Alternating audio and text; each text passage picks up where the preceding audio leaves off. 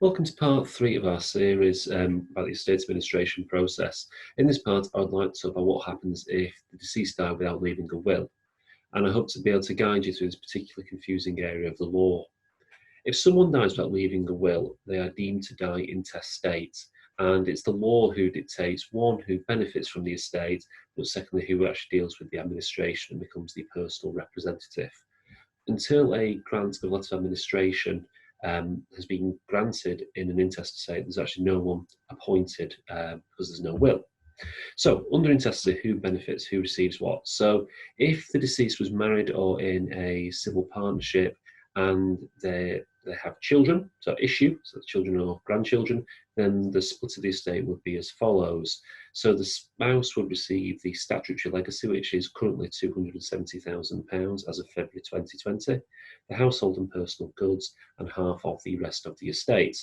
The issue would receive the remaining half on what's called the statutory trusts, which is in equal shares at age 18 or between the ages of 16 and 18 if they were to marry.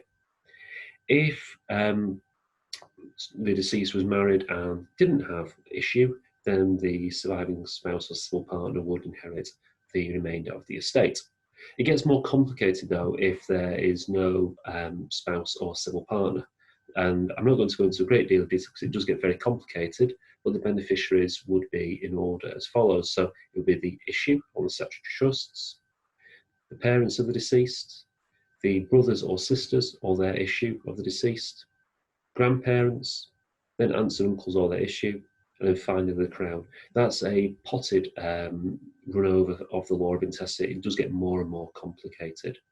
When it comes to dealing with the administration of the estate, the law sets out an order of priority, mainly as follows. So with a surviving spouse or civil partner, sons or daughters, parents, brothers and sisters, and more distant relatives.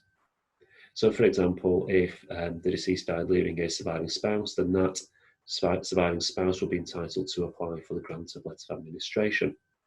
It's always prudent to see whether the deceased did actually leave a will, because that makes things a lot easier. So you'd do a will search or ask a solicitor to do one for you. And in cases of intestate, it's always prudent to do a family tree verification, just in case there is a beneficiary who you didn't know about.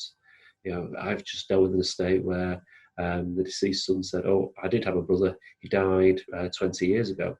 It actually turned out that the brother was still alive and living 2 miles away from his mother and just hadn't been in contact. So it's always prudent to check. So that's all we want to say in this video regarding intestacy, and look out for part 4 of this series where we discuss inheritance tax and whether it has to be paid or not during the administration of an estate.